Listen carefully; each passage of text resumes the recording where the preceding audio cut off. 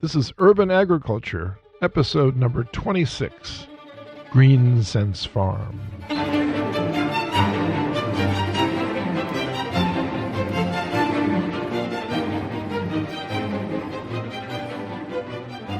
From Microbe TV, this is Urban Agriculture, episode number 26, recorded on October 4th, 2016. This episode is brought to you by CuriosityStream, a subscription streaming service that offers over 1,500 documentaries and nonfiction series from the world's best filmmakers.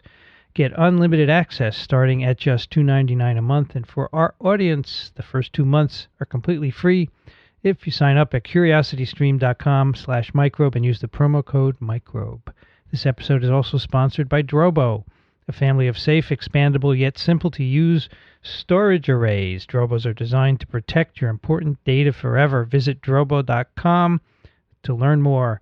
Hi, everybody. I'm Vincent Draconiello, and you're listening to the talk show all about the third green revolution. Joining me today here in New York City, Dickson Despommier. Hello there, Vincent. The father of the vertical farm. I've been looking around for the mother, but I haven't found her yet. How's the child growing up? That's right. Dickson, we have a special guest today. We do. He is the founding farmer and CEO of Green Sense Farms. Right. From Portage, Indiana, Robert Colangelo. Welcome to the show. Hey, thanks for having me. Oh. I like that your name ends in an L and an O like mine. That's right. Yes, those vowels at the end of your name are important to have in the produce business. Gallo wines end up in the same category. Yellow, Gallo. You don't fit the mold, Dixon. I do not. No, I'm a IER type. Are your ancestors from Italy, Robert? They are, and you know what they say, keep your friends closer, but keep your indoor vertical farmers even closer. There you go. You can have them right next to where you live. That's right. But you were probably born in the U.S., I'm guessing, right? I was. My grandparents were both born in Italy, all four of them, and then migrated to Chicago. Ah, interesting. Cool. And did you grow up in the Chicago area? I did. I grew up in Chicago, and then we moved out to the suburbs. Right. And you went to high school out there in the suburbs as well? High school, and then I went to college in the city. And luckily, I've been able to travel around the world. Where in Chicago? University of Chicago? No, although I serve as a mentor at the University of Chicago, the Harris School for Public Policy, and I worked at Argonne National Labs, which is run by the University of Chicago. But I went to Northeastern Illinois University, and I focused in earth science. I got my bachelor's and my master's there. My master's was focused in hydrogeology. I started my career cleaning up contaminated waste sites and doing groundwater investigations. Right. And so the obvious question is, now you are the founding farmer of what you call on your website the world's largest commercial indoor vertical farm. So how did you get from that to farming indoors? Well, all my career has been in the environmental industry, and I've started about 10 environmental ventures, and they were all based on market-based solutions, being able to find a solution that would solve an environmental problem. So prior to doing this, I developed brownfield sites. I would take contaminated industrial parks, I would clean them up, and then I'd reposition them for a highest and best use, usually commercial or residential use. And again, that's a market-based solution. There was no legislation that required you to do that. Right. There was a market. The real estate properties in the surrounding area would rise. There'd be a fear to buy contaminated property because of the latent liabilities and the unknowns associated with environmental cleanup. And I wrote 2 books, one called Buyer Be Aware on how to assess environmental contamination. And then I wrote a second book for the Appraisal Institute on valuing impaired property.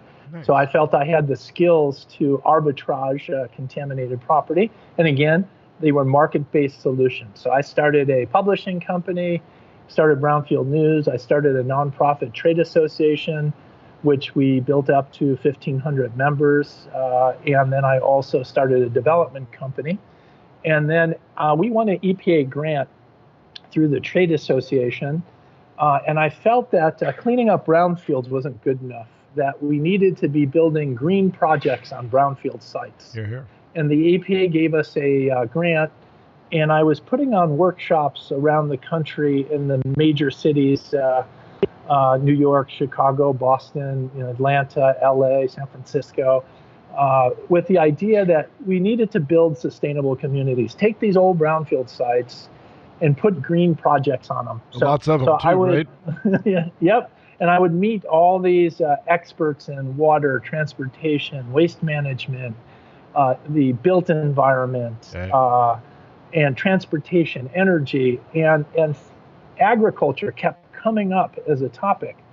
And that's where I started to do some research, and I thought, wow, this isn't a fad. There seems to be a real trend here that America's eating healthy. They want their food local.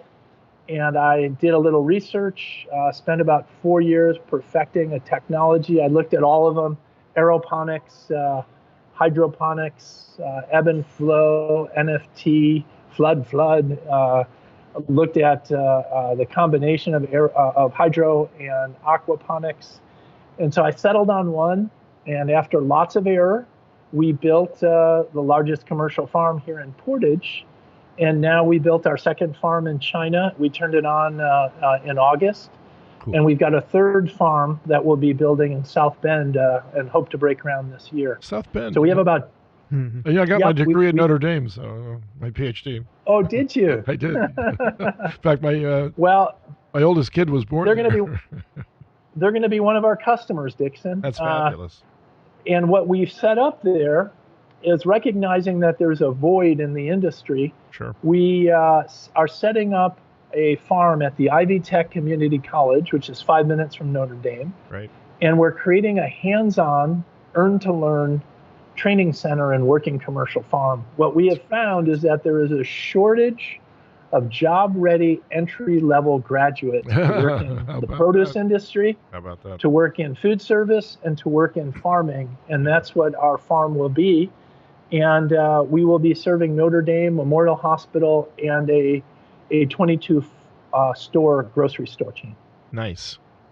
So is the motivation, Robert, mainly to have hyper-local produce, or is it beyond that?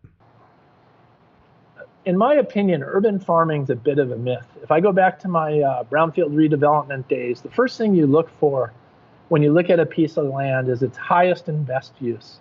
And when I go into a urban area, typically the highest and best use for land is residential, commercial, industrial, or parkland. To put farms in cities is something I don't believe makes economic sense. What you want is you want your farms on the periphery of large population centers. That's fair. And you want them close to distribution. So not only do I think we have the best technology, but I think we have the best business model. Right. All our future farms are being placed at grocery store perishable food distribution centers and at institutions where large volumes of meals are sold, hospitals, college campuses, corporate campuses, and military bases, and food processing centers. So that is where we think we have a disruptive business model that will change produce distribution. Yeah, so if you put a pin on your Portage, Indiana facility and then drew circles from that, how many customers would lie within, say, a 50-mile radius? Well, in 50 miles, we have about 10 million potential customers. You've got the Chicago metropolitan market. But again, what we're trying to do is have these farms with a captive customer. So, we would pick a grocery store. I'm not sure what's in the New York area. A Wegmans? No, Wegmans is upstate New York. Whole Foods, D'Agostino's, Christie's. We have a lot of... we want to be at the Whole Foods distribution center where all the perishable foods come in on a truck, they get cross-docked, they get repackaged. Yeah. We want to be behind that fence line. We want to grow all day, harvest at night, have it in the truck in the morning, so it never cross-docks, so you never get the chance of breaking the cold chain. You cut out the middleman, you cut out marketing, and you go direct to the consumer. You increase the freshness, reduce the touch points, and bring efficiency and reduce greenhouse gas emissions. Sounds good. That's our goal. Sounds great. That's why we're the best. Here you go. We'll take two. So you have a farm in Portage. You have one in China.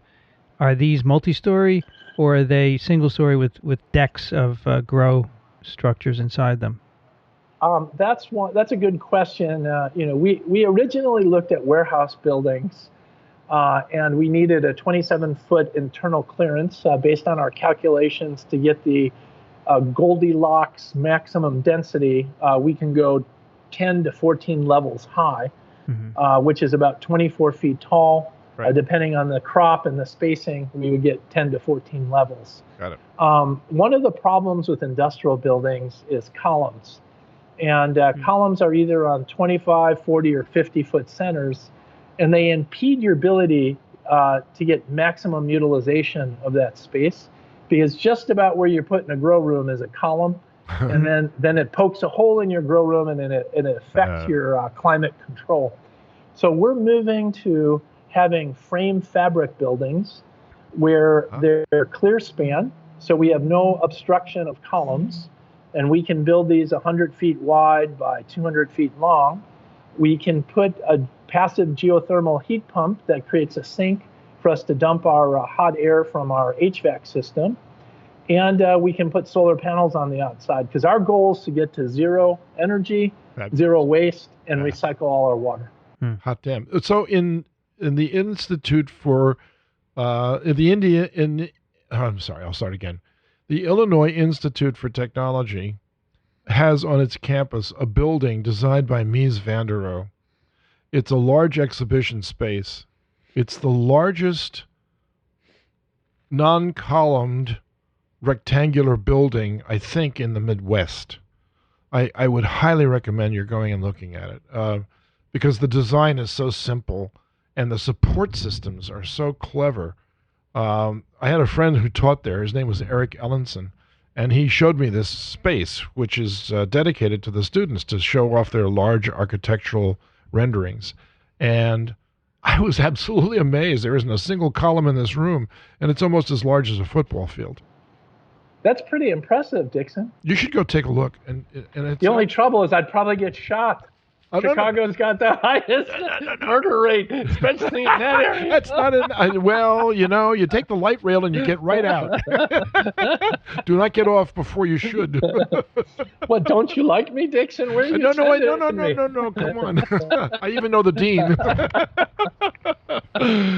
Dixon would be very expensive to build that kind of a building. Well, it would, but I think the design is simple. Yeah. And so it suggests that it's replicable. But this sounds great. What are you going to use for a transparent material? Well, it's not transparent. It's opaque. And it really, you could think of it as a rain suit. We build a building within a building inside our farm.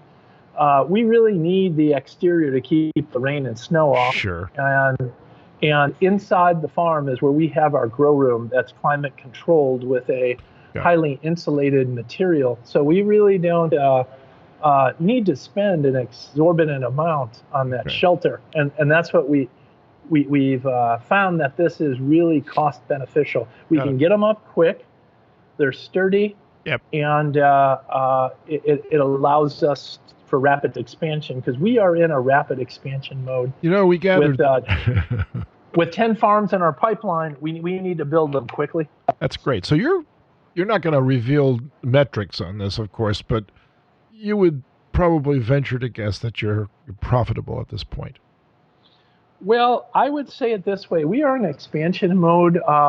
Profitability isn't our short-term goal. Our goal is market share. Sure. We want to quickly lock up these grocery stores and institutional locations, because once you're there, you're hard to be displaced.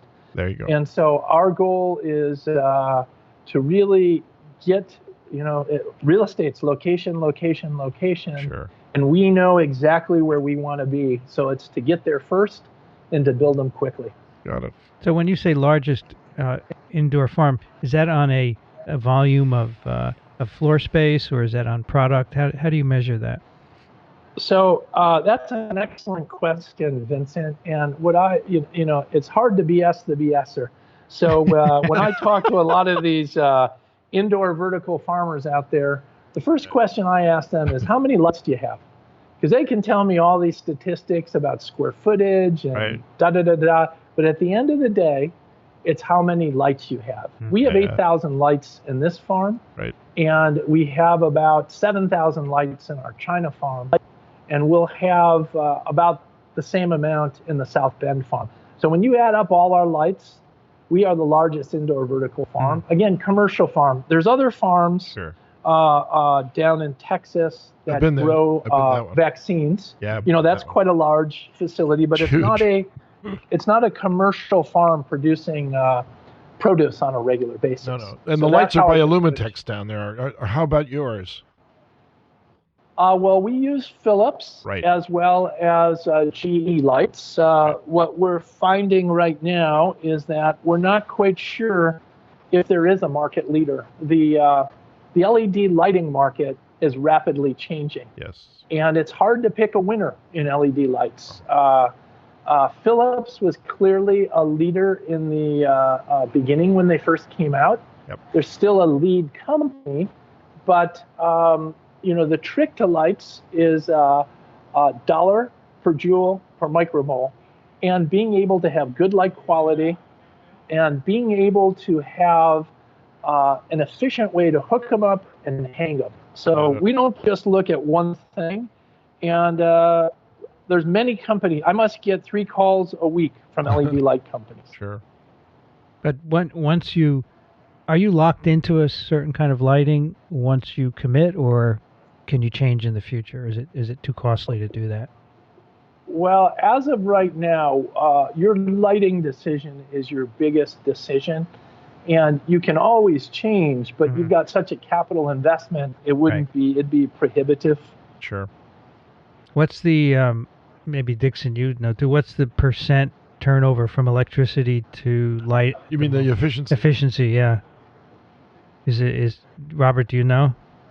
I'm not sure how to answer the question the way you posed it. What are you trying to get at? Maybe you could rephrase that. What's the percent efficiency of if 100 electrons go into the lighting fixture, how many come out as photons?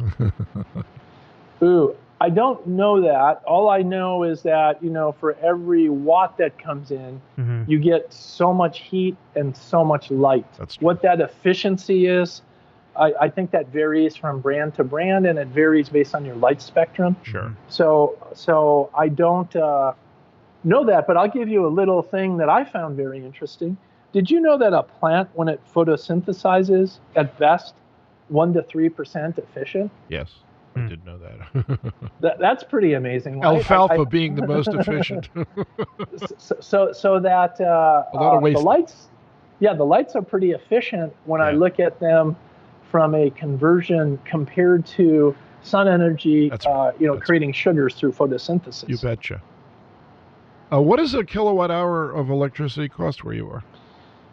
Well, if you've ever looked at your utility bill, you know that's a hard number to give you, because there's peak rates and off-peak. And, so it ranges somewhere between 8 to 11 cents. Right. That's what it is here. That is a issue as you go around the country, with Hawaii and Alaska. That's right. Being in the 20 to 35 cents a kilowatt hour. And, there's independent power producers where I've seen it as low as 4%. Right. Did you see the real estate section of the New York Times this Sunday, by the way? No. I highly recommend taking a look at it. It was all about converting every tall building in New York City using photovoltaics. Well, Dickson, as you know, I have a radio show, Green Sense. I was on it. Yes, you were on it. And, we cover sustainability. And I just interviewed, and I as soon as I interview people, I forget their names. But this scientist has developed clear photovoltaic panels. Yes. And so he's looking at putting those in skyscrapers so it wouldn't obstruct your view. Exactly. Putting them on the cover of your cell phone. So your cell phone could be outside charging. That's a great idea. I think you're going to find that's going to revolutionize. That's a great idea. Energy production. I hear that. I also understand there's a paint that you can actually paint your house with, and it contains the same components as a solar panel, and you can plug one into your house into the other end and get yourself electricity generated this way. So there's a lot of innovative thinking. I interviewed the developer of that, and he was actually from Notre Dame. How about that? So, Robert, your radio show is a live broadcast show, or is it recorded?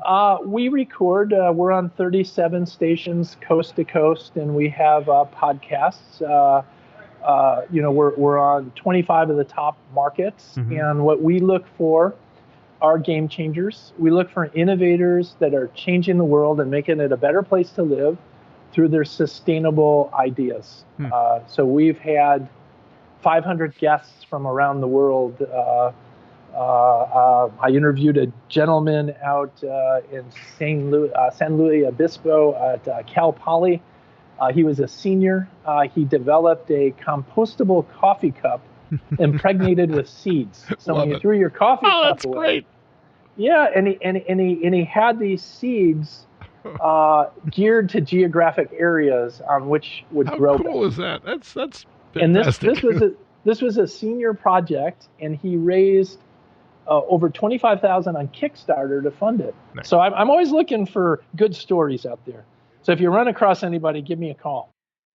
This episode is sponsored by CuriosityStream, the world's first ad-free nonfiction streaming service with over 1,500 titles and 600 hours of content. It was founded by John Hendricks of Discovery Channel, so you're guaranteed to have real science shows, not reality TV that you can find everywhere else. You can get it on many platforms, including the web or any of those devices you may have that interface the internet with your TV, like the Apple TV or iOS device. You could do it from your iPhone, of course, Chromecast, Amazon Fire, or Kindle, and you can get it in 196 countries worldwide. They have a wide variety of nonfiction content, including science, technology, nature, history, interviews, lectures. I'm looking at the science section here. I just went to the front page and searched for science. The health of our oceans, miracles of nature, science shorts. Take a few minutes to learn more about subjects ranging from genetics to cyborgs. Short pieces. There are 23 of those so far. Can we believe the science? The professor takes a hard look at evidence. The science of walking with beasts. Miracles of nature. And so much more. They have and Stephen Hawking, of course, his Universe series where he traces the history of astronomical theories, and a lot more that I think you'll really enjoy. They also have a very, very large 4K library that's super high resolution. They have over 50 hours of 4K content, and they have monthly and annual plans available starting at $2.99 a month, less than a cup of coffee, so it's really nothing to explore this interesting content. Check out curiositystream.com/microbe and use the promo code microbe during sign-up to get unlimited access to the world's top documentaries and nonfiction series. And that's completely free for the first 60 days. 2 entire months free of one of the largest nonfiction 4K libraries around. Just go to curiositystream.com/microbe and use the offer code microbe at sign-up. We thank CuriosityStream for their support. Well, have you interviewed the group that's in charge of the N farm in Berlin? No, what is that? Did you, well, you were at Green Tech with me, and then there was a group there from Berlin who probably followed up on a meeting that I was part of about 2 years ago. The title of this meeting, by the way, was sponsored by the German government through the Department of Education and Finance. And the title of the meeting was, Should the Government of Germany Support Research on Vertical Farming? That was the title, right? And you know this guy Daniel Schubert by any chance? No, I don't. He's part of the German Space Agency, and he's designed an enormous vertical farm about 110 stories tall. I'll get his contact information. You'll love interviewing him. He's fantastic. So the meeting was a 2-day meeting, and the second day of the meeting, because there were so many positive presentations on the first day, the guy who organized the meeting from the German government says, we've had a change of title for this meeting. It's now, how much should the German government support research on vertical farming? So in the meantime, groups have emerged various places throughout Germany, but one in particular called N Farm has opened a one-story, what they call a one-stop shop grocery store, which manufactures, of course, they grow the produce on premises. So you're actually allowed to go into this store and request that they grow something. And if enough people request the same thing, they'll just start growing that. Their idea is to make a 20-story building. The grow systems are above the store, and so that eventually they'll be growing virtually every vegetable and growable plant that you can imagine that fits into the cuisine of that particular area. And it's a customizable, cuisine-specific grocery store that actually manufactures the plants on premises. So I think that's one of the exciting ideas that I heard while I was over in Holland. I was absolutely knocked out by the concept. Whether it's going to be practical or not, I don't know, but I'm sure with government support, a lot of these projects could see the light of day.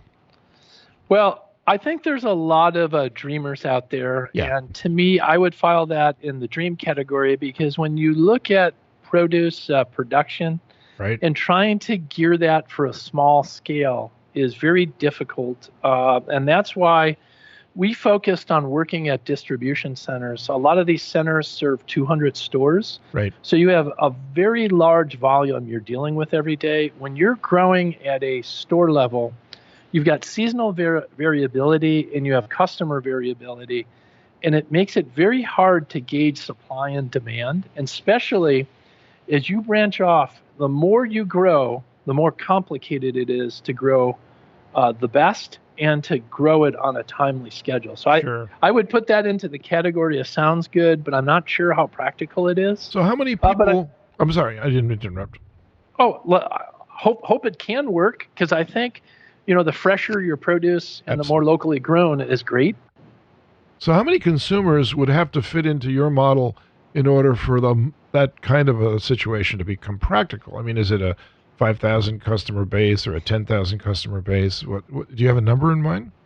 I don't. What we do is we start backwards. Every time we build a new farm, we start with a customer. We get the crop they want and the volume they need weekly, and then we back build the farm to accommodate that need. So we're working with a Army installation now that almost does 1 million meals a month. Wow. So they gave us their total volume of greens, and we back calculated how big of grow rooms we needed to produce that much greens every week. And our benefits were that they reduced their storage because we were just in time growing, and it was fresh. And the Army has big requirements to go green under federal laws. So they have to conserve energy, reduce transportation, conserve fuel. So by having leafy greens on site, that's starting to inch away at this issue of being able to locally grow produce. Yep. So I was amazed when I visited the installation how healthy the cafeterias are these days at Army facilities. Nice. They really want the troops to eat well and healthy. Greasy foods and sugars are out. Yeah.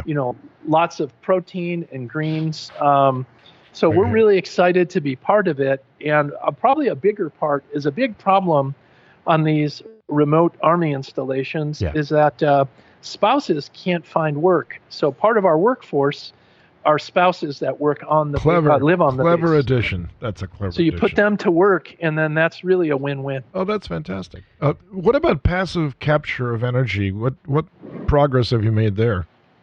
Well, our goal is to be at zero energy. We found that the biggest payback for us is passive geothermal, which we can offset our HVAC, and then solar has come way down, and they're making all sorts of strides on battery technology. Sure. I was just out in the Phoenix area, and they've got one of the first, the molten solar core projects. What a fantastic facility, right? Well, because they can get almost 8 hours of battery storage by having the reflector mirrors focus on melting that salt core, sure. they get almost 8 hours of power out of that. That's and so I think that's going to be the challenge, because as you know, our photo period ranges from 18 to 22 hours. Yep. So if we have solar in the day and we can't have anything at night, that creates a problem. Yep. Plus, you've got Elon Musk working night and day on this problem, right? Yes, we do. So I'm Thank God. I'm on a program with his brother tomorrow. Oh, fantastic. So we're having an AgCon meeting tomorrow morning. Well, in fact, it's all day. It's been going on for the week of this week in New York, and we're going to lead the program off tomorrow morning, and it should be interesting to see what he has to say, because he wants grow systems for the home. He wants to actually bring this right into the house. I'm sort of against home grow systems, and I'm against freight farms. One of the big things that differentiates us is our food safety and product recall program. That's a big deal. And sure is. I feel that many of these home growing systems in these smaller versions are going to be much like the ThighMaster or the any other piece of exercise equipment that you use for a month and then it sits in the basement for eternity. Yeah. It is hard to grow indoors. Whenever you tame nature, it's true. There's a certain level of skill requirement, and to keep these systems clean, so you only grow what you want to grow and not the bad stuff, is take some level of expertise. You're quite right. And when you reduce that down to the average homeowner that's not trained on it, you're going to have a high failure rate. I agree. So there's another show on television, which is one of my favorites. It's called Tanked. You ever watch that show?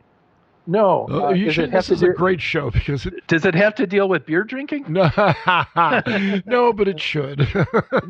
No, this show is all about making indoor saltwater aquaria, and they're huge. They're absolutely huge. I mean, some of these are as long as they would install them, like say, in a hairdresser's facility or in a shopping mall, and they're enormous. But the person who owns them hasn't got a clue as to how to take care of them. So there is an association. And these are highly trained technical individuals that go from pool to pool to pool, or from tank to tank to tank, or from indoor growing systems to indoor growing systems. You see, that the point is that there will be an industry that could spring up that relieve the homeowner of any responsibility of taking care of their home growing systems. They can just hire somebody to come in and do it for them. That's how they see this industry progressing, at least. Yeah, and that's possible. I just wonder about the cost benefit. Once you start hiring someone to grow a small amount of vegetables, does it really make sense?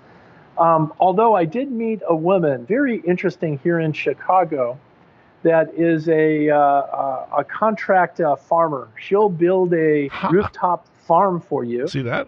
And she'll manage it, and she'll sell the produce and give you a percentage. All right. So I think but it tends to be a larger volume. Yeah, sure.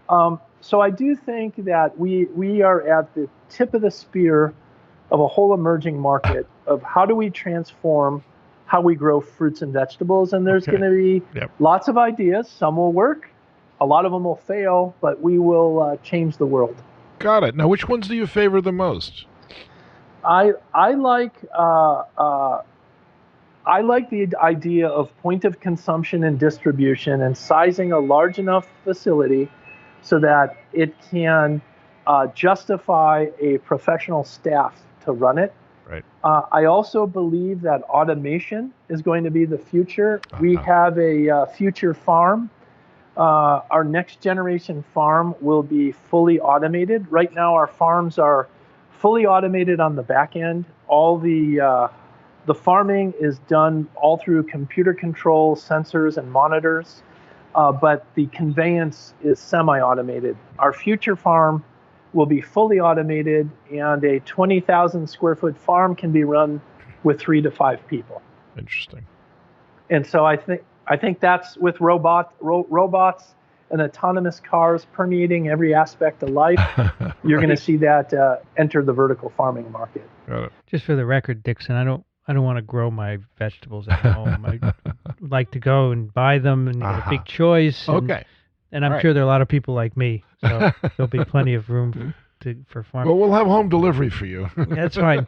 Robert, I'm looking at your website. There's a page called About, and at the bottom you have this cool thing, this graphic called Watch Us Grow, and it gives you, 24 hours farm to table, 26 harvests per year, the amount of O2 produced, miles. It's just great. So 26 harvests per year. Are you currently doing that? On average, yes. Some crops we can do much more. For example, our microgreens grow in 8 to 10 days. Wow. Our basils and our culinary herbs and leafy greens, 25 to 30 days. And our lettuces, 30 to 35 days. And the reason we're able to accelerate that harvest is that we don't grow linearly. We stagger our growth. So what I mean by that is we have 2 days in a germination room, right, 1 to 2 days, and then we have anywhere from 5 to 17 days in the nursery, and then the rest of the time is in the grow room, where that's our highest priced real estate. So you want to turn that. Sure. So by staggering our times so that it's not growing, it still takes the time I specified, but it's in that area, so you can turn that twice in a month. And that's twice or more than twice a month, because it's all about density and turns. So are you currently selling that crop, or is it just experimental? Yes. You're selling it to the local We've been selling for, we did our first sale in March 2014. Here in Indiana, we set a 100-year record for the coldest day. Our first harvest, I think with the wind chill, it was minus 40. Wow. And we sold that to Whole Foods. We were very, very nice. Proud of it. So the current, your current production of herbs and lettuces, is that what you're going to stick with for the future? Do you have ideas of doing other things as well? Our short-term goal is to build a network of vegetable farms that sell the microgreens, baby greens, culinary herbs, and lettuces. And our long-term goal is to get into the growth of plant proteins, to synthesize into vaccines and medicines, and to get into superfoods, to grow into food supplements through a juice line. So, and we're also in negotiation right now with food processing facilities to put these farms right next to the food processing, which will disrupt. We were just with a very large soup company in New Jersey last week about the idea of putting an herb farm next to a soup facility, to put a farm next to a pesto, salsa, and hummus facility. So we think that will just transform the way produce is grown and utilized. Again, you cut out the transportation, cut out the middleman, you increase your freshness, and you reduce your spoilage. Is the China facility also in production? Yes, it just opened up in August, and we take about 6 months once a farm opens to get it seasoned, make sure all the systems work, do growth trials, and fine-tune it. So we hope to be selling produce by December. And in China, it's the same idea to grow locally. And are they, in general, as receptive as we are here to this whole idea? Well, I would say the model's a little different. We picked 4 countries to expand into: U.S., Canada, Scandinavia, and China. And the reason we picked those areas was, one, you needed large population centers that had an educated populace that was willing to pay a premium for locally grown, pesticide, herbicide, and GMO-free produce. Second, we needed markets that had short growing seasons and produce traveled long distance. And then lastly, we looked at resource constrained markets, areas where there was a shortage of water, land, or were heavily polluted. So China sort of fits all 3 of those. Also, there's a very wealthy emerging class. You have 1.4 billion people. You start doing the math in China, if we just hit 10% of the population, the wealthiest population, that's half the size of the U.S. And that's only 10%. And they want good quality produce, but 80% of the aquifers in China are polluted. When we built our facility, we tested our tap water. Our pH was 9.2 coming out of the tap. So we had to put in a water treatment system. Luckily, the alkalinity was very low, so it was easily buffered and brought to our set point. But that's what you're dealing with in China. You're dealing with heavily contaminated water. The air pollution in the major cities is horrendous, and traffic should have a whole new word for traffic jams. Sure. We've picked 4 cities with populations in the 20 to 50 million. Those cities are the size of Canada, so those 4 cities, Shenzhen, Chengdu, Beijing, and Shanghai, we feel we can build 20 farms just in those cities, and you will be able to centrally locate so the produce doesn't have to travel far. Got it. We think China is a phenomenal opportunity, but it also has pitfalls. It's a very difficult place to work. You have to have good partners. That's true. It is a communist country, so it's not so easy to navigate. Right. Any thoughts about Singapore? No, we think Singapore is I don't want to call it a mature market, but it's a small market. Yeah. And there's lots of players there. That's true. We like big markets, and we like to be first in. Right. What about India? I didn't hear anybody mention India. I don't. I think India's climate is too hot and humid to make our farms economical. The hotter and humid the area, the more bugs there are, and so it creates increased costs to climate control your facility. So even though that's a big population, we just don't feel that that's an area that we want to. We don't see that as low-hanging fruit right now. Okay. Maybe later. This episode is sponsored by Drobo, a family of safe, expandable, simple-to-use storage arrays that are designed to protect your important data forever. Now, Drobos are storage units with a number of bays, 5 bays or 8 bays or 12 bays, and you put drives into these bays. You connect them to your Mac or to your Windows machine via Thunderbolt or USB 3, and you can put your files on them, and they'll be safe. They'll be safe for a long, long time. They're designed to protect your important data forever. No other storage array sets such a high goal for itself. So why? Why is it unique? It's not biology, so we can ask why questions. Drobo's founder lost pictures of his honeymoon. They were stored on a RAID 1 system, which uses mirroring for data protection. And the best he could figure out was that the drive that he stored images on slowly developed data corruption as the drive media failed, and these bad data were mirrored to the other drive. He tried to find better consumer-level RAID systems. He was horrified at their complexity. So this sparked his entrepreneurial instincts, and a new company was born. Drobo feature set has 3 key premises. First, your data are protected. You're protected against a drive failure. For example, if a drive fails, you simply take it out and put a new one in, and all the data are replicated from the other drives. If power happens to go out when you're saving something to the drive, there's actually a battery backup cache that'll restore any last-minute data there. How long will this data stay there? Forever.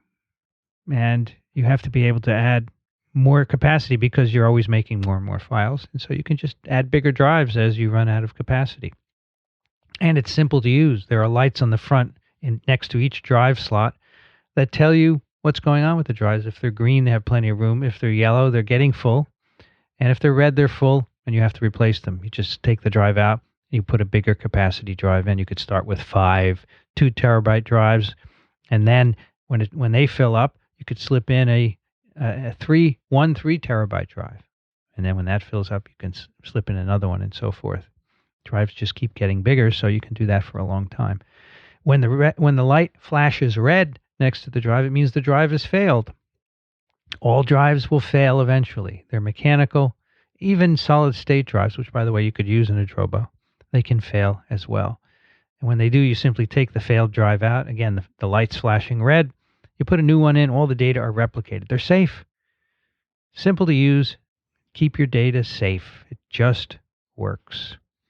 Microbe TV listeners can save $100 off of their purchase of a Drobo 5D, 5DT, 5N, or any 8 or 12 drive system, go to drobostore.com and use the discount code MICROBE100.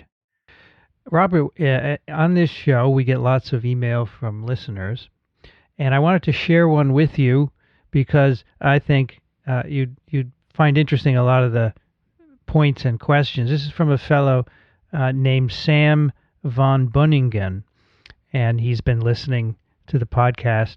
He says he first came across the idea of indoor farming in 2011 when he learned about Bright Farms. He was living in Hong Kong, and now he lives in Kunming in southwest China. He runs a tissue culture lab where he produces young orchids, indoors. We are a very high-tech operation producing 100% artificial climate and lighting, specially designed media to produce 50 million young orchids per year of 2 hectares of tissue culture lab. Located in the he's located in the vegetable basket of southern China, in which they call the City of Eternal Spring. They're surrounded by companies producing a whole spectrum of berries, lettuces, squashes, and whatever produce the Chinese consumer may find on the shelves of their grocers. But I'm also confronted by the trucks hauling these products out of here, and my company is equally guilty of a large logistic footprint. The climate is what draws all the growers here. I suppose Yunnan performs a similar role in China as California does in the U.S. or Spain and Europe. The favorable climate creates a favorable economic environment to grow. This, of course, ignores the potential of indoor agriculture, whether out of societal, environmental fashion, or pure need due to climate change and depleting resources. Coming from Holland, I know the plethora of fruits and vegetables we can consume year-round is a result of advanced technology and knowledge of growing. The value proposition of urban farming in our country is harder to make because efficiency is already high and supply chains are short. Put in perspective, in downtown Amsterdam, you're 15 kilometers from the nearest greenhouse, which can be considered urban farming if you're in Manhattan. Netherlands is about the size of New Jersey and largely self-sufficient in food production. In larger nations, and particularly the more populous ones, the value proposition that urban farming provides is made more easily because the food miles are larger. The question is not so much a technological one as it is an economic matter. We're already doing it in Holland, albeit in a suburban environment, mostly under glass. And then he says, after 25 episodes of your podcast, you're still talking about the technological possibilities. He said, what I want to hear is from the brave people who have pioneered into doing this, how they compete in the $4.8 trillion global food market. For example, is urban produce able to compete on price point with other produce in California? Does the 90% savings in water reduce operational cost enough to offset the cost of artificial lighting? What are the main value propositions that attract customers? The point is, if urban farming is to scale, it needs to churn out competitive value propositions to the market. So, and he goes on, but you get the gist of it. And I think at the end, he goes, P.S. proteins, particularly meat, have by far the largest production footprint and are not addressed in an urban farming context except for soy. But it's agreed that this is nowhere near economical to do this indoors. With changing diets in Asia, this is a big issue. What can urban farming do in this end, in your opinion? So these are questions for people like you. Any thoughts, Robert? You asked such a long question. All right, I'll tell you what. First of all, he's in China, and his issue is trucking things around, which you've talked about. But really, the main question is here: can it be competitive in the market? If urban farming is to scale, it needs to churn out competitive value propositions. So let me answer it this way. When I started GreenSense, and I've started my career in the environmental field, I learned a long time ago that if something is going to work and get financing, it's got to make common sense and simple to understand, and it has to make economic sense. We took that same philosophy when we built GreenSense Farms. Carl, my partner, is an accountant. We punish the numbers. We never would have done this if we didn't think it could generate a profit and grow sustainably. So the trick is creating value to your product. We do not compete with commodity products. Our goal is to grow sustainably and profitably. So we look for products that we can grow and that we can get a price that supports our operation. So we want to sell our product for more than it takes us to grow. And that's what we do. And we are expanding, and we think we have found creative niches that this can be done profitably. Mm-hmm. We are at the beginning of the beginning. Things will change. We will only get more efficient. I think over time, food will only get more expensive. Yes. So I think that we are on the right track here. So with climate change, and that's a great answer, by the way, because I think that's exactly right. This is the very, very early days of urban agriculture initiatives to make cities more independent. And so at what point do you think the United States government, through the Department of Agriculture, will start supporting indoor farmers the way they now support outdoor farmers? Because obviously outdoor farmers are not doing so great, particularly in California and places like that where droughts have wiped out huge profits and now forced farmers into thinking about going into other businesses, basically. So do you think there's a timeline for this that we can expect to see some official recognition of the fact that you guys are making a big difference? Dickson, I am a capitalist, and I believe government should set clear, consistent, predictable rules and then get the hell out of the way. I would be for no incentives to any industry, and let the incentives that are technologically superior and innovative be successful. Yeah. So, for example, what really upsets me is you've got a drought in California, and yet you have all these water subsidies to field farmers. Exactly. You know, there's much better technologies. Rather than rewarding me through the government, why not have the market reward us? Yeah. Because we have a superior product and technology, and let things that are obsolete fail. Yeah. I think our government shouldn't pick winners, and it shouldn't support losers. It should make clear, predictable, consistent rules, and then get the hell out of the way. Yeah. No, I think you're absolutely right. But look at Japan, for instance, which is a totally different governmental system than we have. And the Fukushima event triggered an enormous explosion in indoor air growing activity, which has continued to get larger and larger as time goes on. And they're doing great because they do get help from the government, and they've enlisted companies like Toshiba and Panasonic. That same thing could happen here if we finally come to grips with the fact that the outdoor farmers' days are numbered. But I think the Japanese companies are in peril. One, all those subsidies allowed them to over-engineer their farms. They've built these like clean rooms with sophisticated conveyance and automation controls that do not warrant a vegetable farm. At the end of the day, your technology has to be equivalent to your product. If I'm making a wafer chip for a computer, I can be highly technical and automated. If I'm growing basil, I have to use the technology that supports the economics of a basil plant. Okay. When we built our China facility, we use the Southwest model, one plane, one crew. Our farms all work the same, but the automation differs based on country. Yeah. Labor's still cheap in China. Why spend it on automation? So I think the Japanese subsidies have actually created a highly over-engineered product that now they're looking to deploy in other countries. I'll give you another example. I don't think vertical farms make sense in most of Western Europe. The Dutch grow such a superior produce product in greenhouses. It's cheap and high quality that I don't think a vertical farm will ever make sense, because from Holland to Poland is a day drive, and that's about as far as you can go from west to east. And so you don't have any benefit by having these farms right at point of consumption and distribution, because the country is pretty small. The countries are small, they're close by, and you get such high quality produce at such a cheap price out of the greenhouses.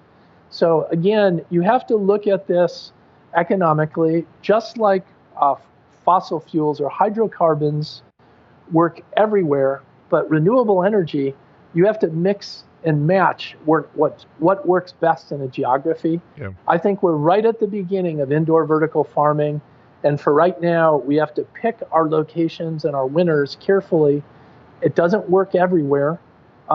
It's not the panacea to solve hunger, but it's a new growing technique that will work on some vegetables very well, but over time we'll just get better at it.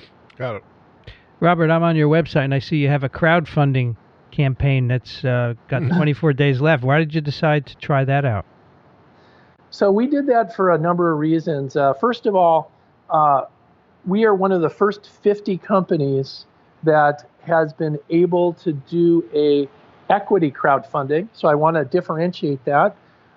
They're calling these OPOs, online public offerings. Approximately 2 months ago, the SEC came out with regulations.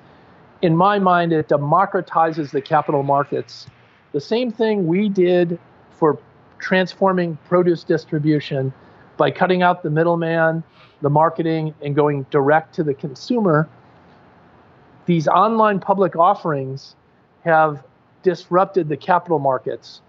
In 1930s, they passed a regulation that any initial public offerings had to be done through a securities regulated entity, like brokers and Wall Street.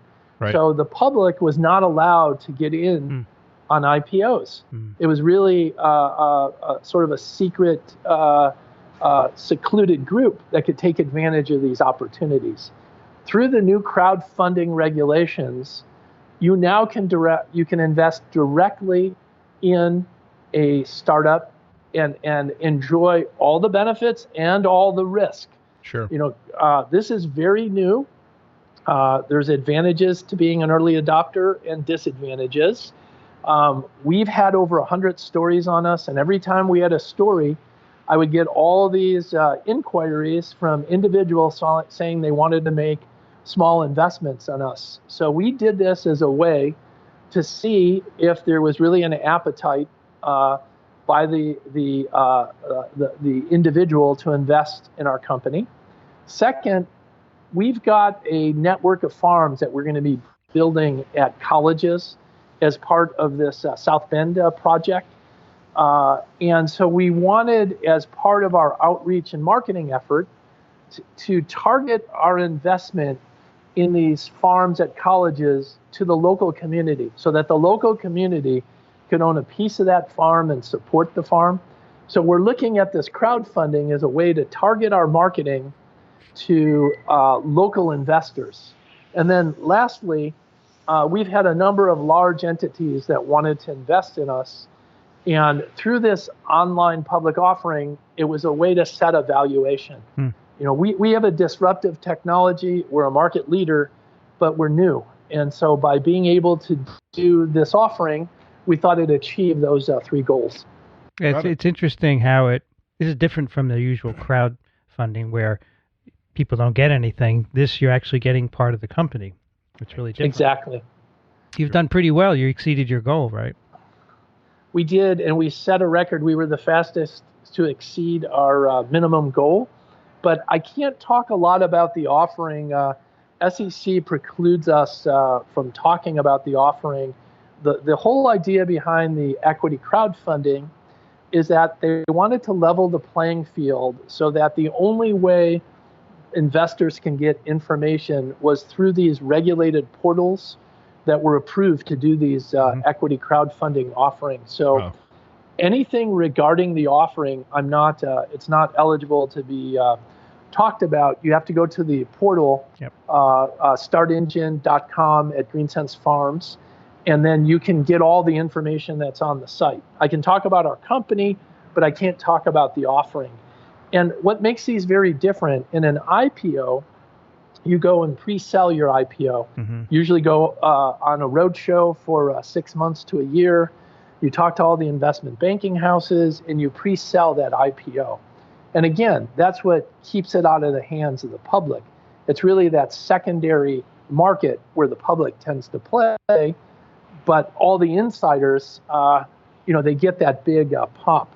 With the OPO, the online public offering, you're in a quiet period till you launch. And once you launch, the only way investors are to get information is through the website. So everybody has access to the same amount of information. Got it. So those are the, so we're very excited about this. And again, one of the big challenges for any entrepreneur is raising capital. And after Dodd-Frank and the recession, the banks have basically, they have shut off the spigot for institutional debt financing for startups. And so we need more ways to fund startups. And I think this equity crowdfunding is, again, it's a very emerging market. It's got risk and rewards, and you should read carefully all the disclaimers. But I think that it is going to provide a source of capital for entrepreneurs. So, Robert, take yourself 10 years from now. We're going to call you back and ask you to tell us what has happened in the meantime. How do you see yourself progressing? If I close my eyes, what I see is this network of 100 farms that we've built in the 4 countries. Our first phase of farms will be owned and operated by us. Then through rapid expansion, I see us licensing or franchising a larger volume so that we can expand rapidly. I see our biopharmaceutical business taking off with us inventing new medicines that are grown through non-GMO plants. I see us having a juice line of supplement enzymes and nutrients that you can get through fresh produce. I see our facilities at food production, processing plants, and I see us growing a wider range of vegetables because the price of LED lights has come down. We've been able to fine-tune the light spectrum per cultivar, and that we've automated our plants so that we are producing at as low cost as possible, using the least amount of energy and producing the least amount of waste. I see a beautiful future. And it all came from one man who had a class who said, what if?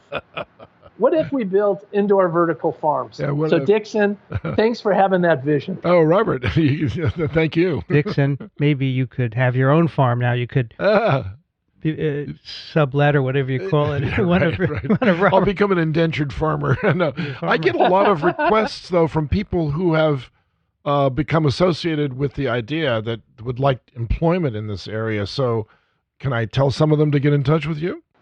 Sure. And we hire at 4 levels. 1, executives, which currently all those positions are filled by Carl and I. Right. And Rob, our counsel and investor relations. Yep. And then we hire systems engineers that we're looking at masters of agricultural engineering. That's good. And our head grower, which we look for production growers really out of the greenhouse industry that have open minds to be able to tweak greenhouse growing for indoor vertical farming. Right. Then we hire farmers that actually do the seeding, the transplanting, and the growing of the crop. And then lastly, we hire packers, which take that fresh produce, put it in the packaging and get it off to the customer. So those are the 4 levels of people we look for. Dickson wants to be a farmer.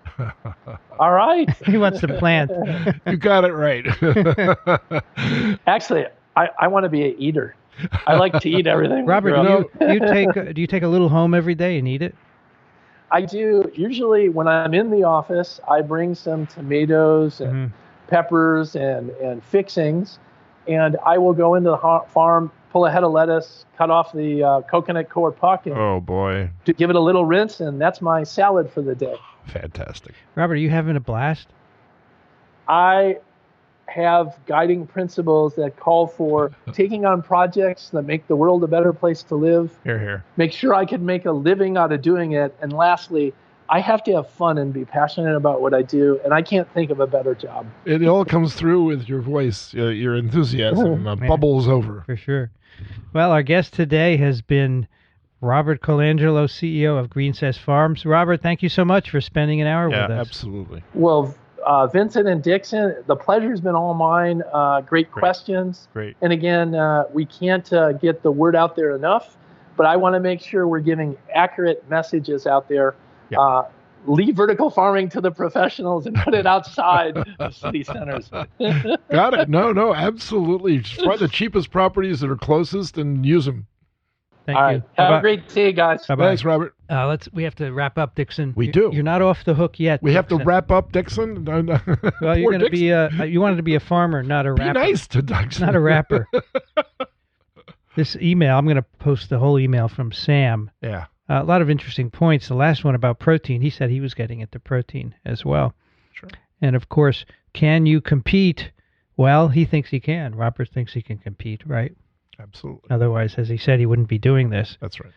But I think, Dickson, I wanted to ask him, and I forgot to. Uh-oh. Does he have any plans to go to California? I don't know. Is anyone doing this in California? Absolutely. Will it get bigger in California? We already interviewed Urban Produce, and if we listen to that podcast, you can actually hear them say that they want to expand about 100-fold. Well, I'm waiting for that, and I'm waiting for it to start to take the burden off of land-based agriculture. I hear California. that too. You bet. You bet. But shipping from California to New York is not the right idea. Like you said, it's got to be local. That's right. But with the indoor paradigm, you don't have to be in California. Nope. Right? That's correct. You could be anywhere. That's exactly right. All right.